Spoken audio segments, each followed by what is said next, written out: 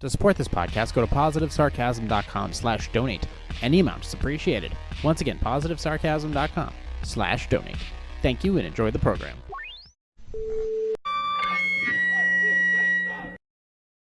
Hello, welcome to the show. The affiliate links for everything are in the description down below. Welcome to the podcast bonus episode for this week, coming towards the end of January. We're going to be doing, if you have any questions, concerns, or comments, go to my website.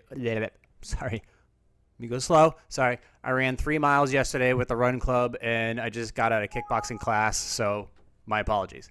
Anyways, moving on. If you have questions, concerns, or comments, go directly to my website, positivesarcasm.com.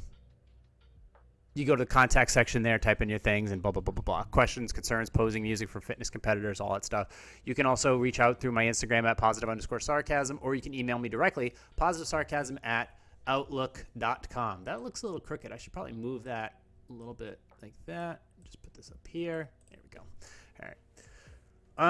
Okay, so we're actually gonna do Dear Abby for the bonus episode. Usually most of the Q&As come from dig.com, but for this one we're gonna try out Dear Abby. We're gonna get a few in, and then we'll see how this goes. I'm liking what I see so far. Let's see. If you're new to the format to this podcast, basically it's going to be Q&A. All Q&A from across the web. We're going to work on, everybody has their own individual issues that they're working on, even me. So basically, I talked about in the last episode top five things, small and large, that I'm doing to better my situation. And you can go ahead and check that level out. If you're looking for other motivational or informational podcasts, I link Mel Robbins and Jordan Peterson at the end of every episode, which is available on YouTube, which is available on Rumble, and which is available on Substack and anywhere else where podcasts are available, including Spotify. So that being said, let's jump into some Q&A for this week.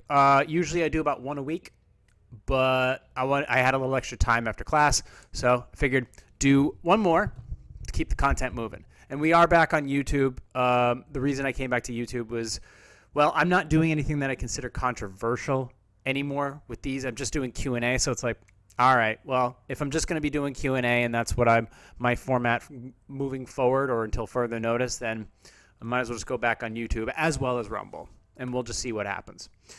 Okay, enough said. Let's do some Dear Abbies. Let's see what we got going on this week. Last week was a good one, too. I have a friend who complains over and over about the same issue. I've given her advice and even helped her with contacts to enable her to move so that she's out of her abusive relationship. She always responds, yes, I need to do something, but never does. Abusive relationship. All right, so what are we talking about here? She continues to allow her part-time spouse to return to her home and resume his abusive, drunken behavior.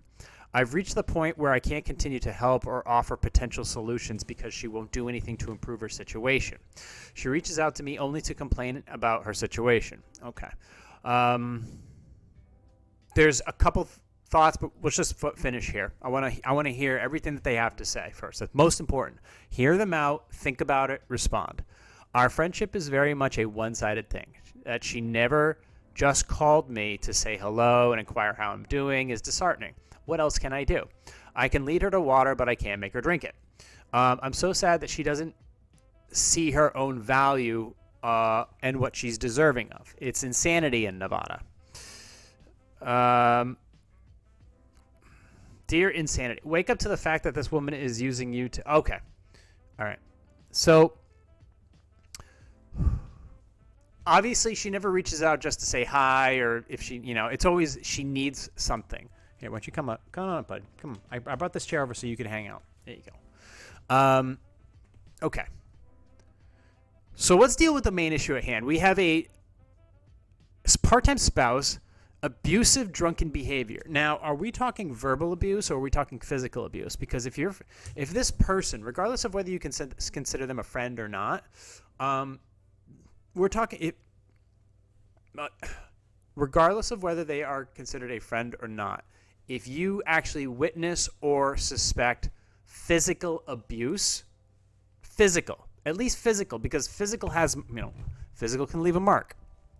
If you see that, if you understand that, then it might be a good idea to talk. It is possible that you reaching out to the authorities to file a complaint, would probably be a good idea, because that situation can potentially get worse, where something really bad happens to this person, and then they feel like they deserve it even more. So it's like, that is one way of looking at it.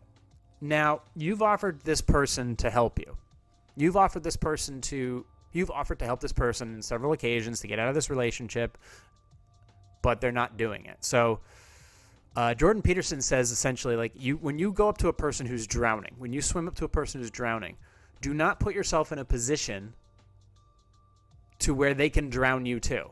Because at the end of the day, you do want to save somebody. Your intention is to save somebody, but you're not going to drown with them. You can't do that. You're doing it because it's the humane right thing to do. But if they're going to drown you too, you got to go up to them with, like, your feet out. You got to, when you swim to them, you put up your feet out. Grab a hold of my foot. Don't grab a hold of my back. Don't grab a hold of my arms. You got to let go. If they compromise you while you're swimming, you let go and you back off. You grab the leg, you drag them ashore. But if they're just relying on you to vent, then you can't help them. You can only refer them to counseling. You can notify the police and file a report and say, this is what's going on. I can't help her, but maybe you guys can. And you need to essentially, they're not really your friend. So it is a consideration to just not take the phone calls, not take the voicemails, blah, blah, blah. But you have to leave that situation at least with a note to the authorities saying, listen, this person's in an abusive relationship. I'm concerned for her well-being. I've tried to help her out, but she doesn't want to do anything. Here's what I've witnessed and heard. You guys can take it from here. And then that's it. But you can't, after that, if they don't want to be helped, then don't respond to them. They got to help themselves. They got to better themselves. Once they better themselves and realize that what they need to do, then maybe you can be in a position to step in. But you can't just be there when they just want to only because they want to tell you how bad their situation is when they're not going to do anything about it.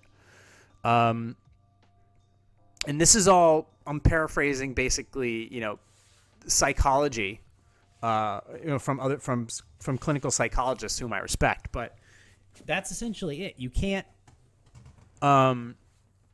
cater to that. You just can't. But I want to say this though. It is 100% the abuser's fault. Anybody who's abusing, whether it's harassment, physical, verbal, sociopathy, aggressive narcissists, it's that aggressor is always the one who's at fault. Okay? The person who's getting demoralized or physically hurt, it's not their fault. Okay? But choosing to stay in the relationship is never a good idea. And so a person in a situation who has narcissistic tendencies, that person can change, but you have to really make them see that by simply stop talking to them. Now, those people can change. People who have sociopathic tendencies, narcissistic tendencies, a bad spell, a tough time, whatever, they can change. It takes a few months, takes a hard change, takes a hard U-turn, takes a lot of effort, but they can change, and then that change is worth being considered. But an abuser, a verbal abuser, a physical abuser, that generally doesn't have a positive outcome. That generally does not change. Generally doesn't. So let's move on to the next one. My brother and I were very close while growing up, but when he got... Okay, good. Sorry. My brother and I were very close while growing up, but when he got into drugs as a teen, he started doing things I could not support, so we drifted apart. I never wanted to believe that he would do me harm, but I have finally had to admit to myself that he's the one who stole my treasured, irreplaceable jewelry and sold it for drug money. Ouch. He has been in recovery for nearly 30 years and has apologized to everyone except me. He may not remember or may not want to remember how deeply he hurt me. How do I continue to see him at family gatherings when I'm so disgusted with him that I won't speak to him? It's not a matter of taking him aside and telling him this. He would just attack. So I would just stop going. So should I just stop going to family gatherings? So hold on. All right. Very close while growing up, got into drugs as a teen, started doing things you didn't support, stole something, and stole some jewelry, sold it for drug money. Well, when did he do that? When did he do that? He's been in recovery for nearly 30 years, and he's apologized to everybody, except for you. Okay. And you're upset with him, but you haven't approached him about it? So maybe he doesn't remember. You have to understand, this person got into drugs. Got into serious drugs. They stole something of yours that was valuable and sold it for drugs. Drug money, excuse me. So there's a chance that they don't remember that. They've apologized to everyone except you, or at least you say, but if you want to speak to him again, if you have any love for them, you have to approach them and be like, listen, I'm glad you're in recovery and I'm glad you're trying to make amends. There's something that's been on my mind and I'd like to talk to you about it. Now, you're concerned that taking him aside and telling him this, he would just attack. But you stated before that taking him aside and telling him this, he would just attack. You said before that he's been in recovery for 30 years and he's apologized to everybody. So what makes you think he would attack? If he's in recovery and apologizing to people, does that sound like a person who would attack? Or does that sound like a person who, if you approached it to him properly, they may say, I didn't know that, I'm really, really sorry. And maybe you can rebuild that relationship. You know, that's an approach. You can't expect that person to remember all that stuff. You got to bring it up to them so that they can have the opportunity to realize that it happened and apologize or try to make amends or something to that effect. You can't just go to the family gatherings or stop going to the family gatherings. It's not adulty. Let me know what you think. Let's move on to the next one. A month ago, I reconnected with a woman I've known since 7th grade. We are both divorced. I 20 years and Fran, in quotes, 4 years. With grown children and lived 90 minutes apart. Okay, no big deal. We have enjoyed our hour upon hour of telephone conversations and have spent 2 weekends together. We have been very emotionally intimate, but not sexually, by choice, as to not distort the purity of our relationship. My problem is, Fran has a large, high-energy dog that has free roam of her home and her bed. Quote, Goliath travels with her virtually everywhere she goes, including when she visits me. Goliath is a good-natured and extremely fond of me, but I don't have pets, nor do I care to have her dog jump onto the furniture and sleep with us on my bed. She thinks it's cute, but Goliath sheds black hair all over the place, including in my bed. I have white bed linen, so the contrast makes it all the more obvious. I care deeply for Fran and will likely be in an exclusive, meaningful relationship with her for a long time.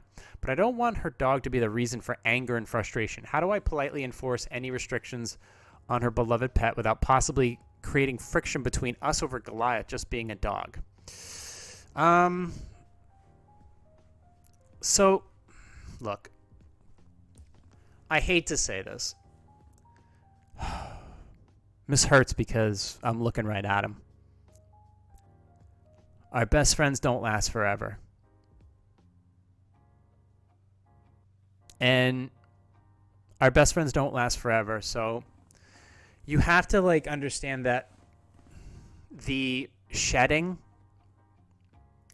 that's a memento of somebody that loves you and looks up to you and relies on you to take care of them. And that dog likes you. And if you want to bring this person into your life, you have to make compromises, or you have to understand that this comes with that. So it's like, yeah, if they have a child, what if she had a child and the ex was a dick? Excuse me, or if the ex was uncooperative. If you care about that person enough, you need to care for that child. You need to care for that dog. You need to care for that situation. Goliath is her strength. That's why, and Goliath is her comfort. So, look, if you've got white linen sheets, switch to blue, switch to black, switch to love. If you really like this person, this friend, then make those. Just don't get angry. Look, I can tell you one thing very, very, very well. There's no reason to get angry. There isn't. None. Okay? I have a nice convertible that I clean all the time. Chase sits in it. He sits in the front seat, or he sits in the back seat, depending. I put a little blanket down for him wherever he sits. And then maybe if he gets a little fur here and there, I just wipe it down. Just wipe it down, a little bit of Armor All, and it all goes away. It's just fur. But that underneath all that fur is a ton of love and a ton of energy. And you know what? Maybe, and you've been in your place, you've been divorced, and they're divorced, and look, you need to cater to that a little bit. Not get angry. The dog hasn't broken anything. He likes to be with her. And if he's a big pup, he's not going to last forever. But if you get angry about this and try to enforce serious restrictions, your relationship's not going to last forever either. So I really encourage you to enjoy the time with the dog and enjoy the time with her, because as long as you're with her, who gives a shit? Who cares? Just spend time with Goliath and Fran and make the necessary arrangements so that everybody works out. Everything works out. Otherwise, you're just going to be alone again. Divorced. You've been divorced for 20 years. So you've been in a routine for almost 20 years. It's time to switch things up.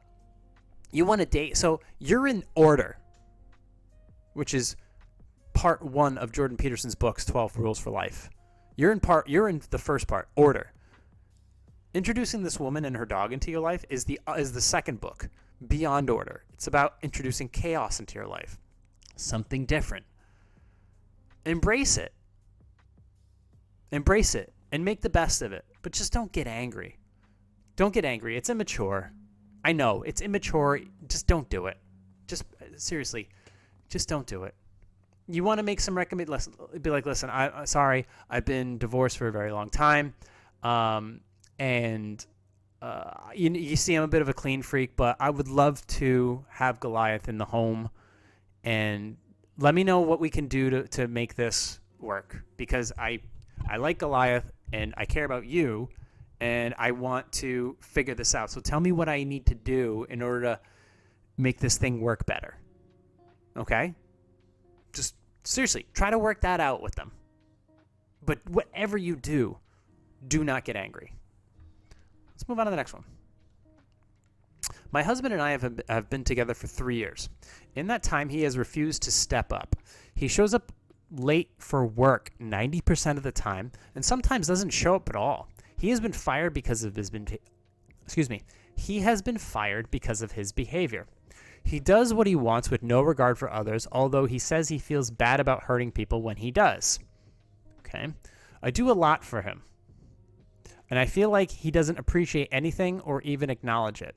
He recognizes that he needs to step up, but refuses to put in the effort. For Christmas, he bought me earrings. The earrings were cute, but I don't have pierced ears, and I feel like it's a detail he should have known after 3 years. True. Am I wrong for feeling like I should return the favor and stop putting in effort?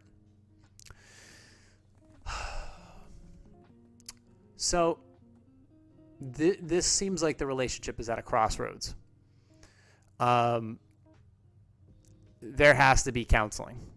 There has to be a serious intervention here Obviously he's refused to step up. He's in some narcissistic behaviors. There's laziness involved. And he's been fired from jobs. The guy's got to he's got to put in his piece. Like, he's got to step up and be that 60-40, 50-50, or sometimes 70-30 in the relationship. You can't, that's got to be so stressful, coming home and your husband's been fired. He doesn't go to work. It just seems like he's got no care, and he feels bad about hurting people, but yet he continues to counseling. Both of you get in counseling. Let's put this all on record. Tell him this is how it's going to go. Otherwise, this is going to go downhill, and I'm going to stop trying, and you're basically just going to get served divorce papers. So give him that opportunity to step up, but this has to be like the thing. What you can do is basically pack up and leave for a couple weeks. Just disappear. Make him realize what it's like to not have you in his life. Do that. Make him realize. And see how 2 weeks? Try a month. Do a whole month. Don't talk to him. Don't anything. Don't talk to him. Don't write him. And just, if he asks why you're leaving, be like, I'll come back when you become a man, when you become an adult. And see what he does. Generally, with a man, they either rise to the occasion or they just pack their shit and split. That's how it is. I know. I'm one of those. That's why I'm in counseling. Let's do another one. I am uncomfortable about being touched. I have been this way all my life. As a child, my parents forced me to hug and kiss relatives, and if I protested, I was reprimanded. I remember being dragged and pushed towards people. After I became adult, I decided to tell people I no longer want to be hugged or kissed. While most people respect that, my parents do not. They even hug me more often now and think it's funny. They laugh as they do it and say, "Oh, you don't like this, do you?" You know, you obviously don't. When I protest, they start with the guilt trip, telling me that they are my parents and they are allowed to touch me. My mother gives an exaggerated sigh and looks down like a child who's been deprived of a toy. They can't get it through their heads that this is about me and not them. They have told me that I've gone weird, but this isn't something new. As a child, I couldn't speak up because I was chastised for it. Okay. How can I get them to respect my boundaries? But I don't want to start a feud, as they are good to me in every other way, but I'm starting to dread seeing them. Obviously, counseling might be a good idea. The idea of not wanting to be touched or kissed, or I guess intimacy in general, or just, that feeling of human touch, I don't know if that's good. But obviously how your parents kind of guilt tripped you and forced you to be, that obviously didn't work. You seem like you're very introverted or something to that effect with people, or maybe just with relatives, but you don't say anything about relationships in here at all. So I'm curious to know if you, how are you in relationships? Or is it just family only? So that's the kind of thing I'm curious about. But I think getting to the bottom of that, you've told me enough to be like, okay, we'll probably have like a therapist kind of sit with you and talk to you about how this has affected you now, and how would you obviously should approach the subject with your parents. But I think if you talk to a professional, they may be able to explain to you how to properly do it, so that you have that proper rapport with your parents, and they're not going to change. Obviously, parents, they don't change. They mean well, but they generally don't change all that much. They can. They'll also change a little bit when they see you've changed. But obviously, you're their child. So all they want to do is hug you and love you and make sure that you're okay. That's validation for them. Anyways, let's move on. We'll do one more. This is a bonus episode after all. I'm in my 30s, and my father recently remarried. I have no negative feelings about his new wife or their marriage, but now he has forgotten to wish me a happy birthday and speaks to me less often.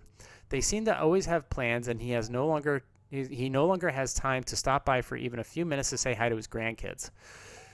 I don't want to burden him. I'm happy he has found the love that he deserves. Excuse me. I just assumed that I would still be in the picture. Should I tell him I really need to spend time with him, or am I too old for his father-daughter moments? Whew. Well, maybe. So you're in your 30s and your father recently remarried. He's taking in the joys of, his new wife, his new marriage, and let's see. Does he have kids with these people? I have no negative feelings. He always seems to have plans. Doesn't seem like they seem to have plans. So he's basically in that honeymoon zone with his new wife. Okay. Well, I think it would be important for you to talk to him. Maybe try stopping by there. Try stopping by there and talking to him, or call him on the phone and be like, hey, can I stop by later? I want to talk to you something. There's something on my mind. And if he says, I don't have time, be like, this is kind of important. I need to talk to my dad. That's important. Hey, I need to talk to my dad. Is he available? Can I talk to him? I know he's really happy with his new relationship, but I need to talk to my father. It's important. Can you be there for me? Just go by yourself. Talk to him about how you feel. See how he responds. And see how then, and if he is receptive to it, maybe figure out if there is a way for you to maybe schedule some grandkid time or something like that. Or maybe he's just not, maybe he's just going to run off into his new life and that's the end of it. I don't know, but these are things to consider. But the only way you're going to find is just really sincerely say, hey, I want to talk to you. When are you going to be free? And then go from there. That's what we did. We did okay for a weekday bonus episode. If you have any questions, concerns, or comments, you can go ahead and email me through my website, positivesarcasm.com. Once again, I'm not a licensed therapist. I'm not a licensed anything. This is for entertainment purposes only. I have information for links down below for BetterHelp, for online counseling. There's some links to some motivational people that you can go ahead and start watching their videos on. So you can go ahead and check those out. There's an in case of emergency break glass link if things are really tough. All that stuff is down below if you really need some serious counseling and stuff like that. So go ahead and take advantage of that. But if you have any questions, concerns, or comments for me, you can email me through my website. And you can go to positivesarcasm@outlook.com. You can email me through there, or you can hit me up on Instagram at @positive_sarcasm. But in the meantime, thank you for listening, watching, and subscribing. And we'll talk to you all next week. Recorded here from the Spare Parts Studio. For entertainment purposes only, this has been a Positive Sarcasm presentation.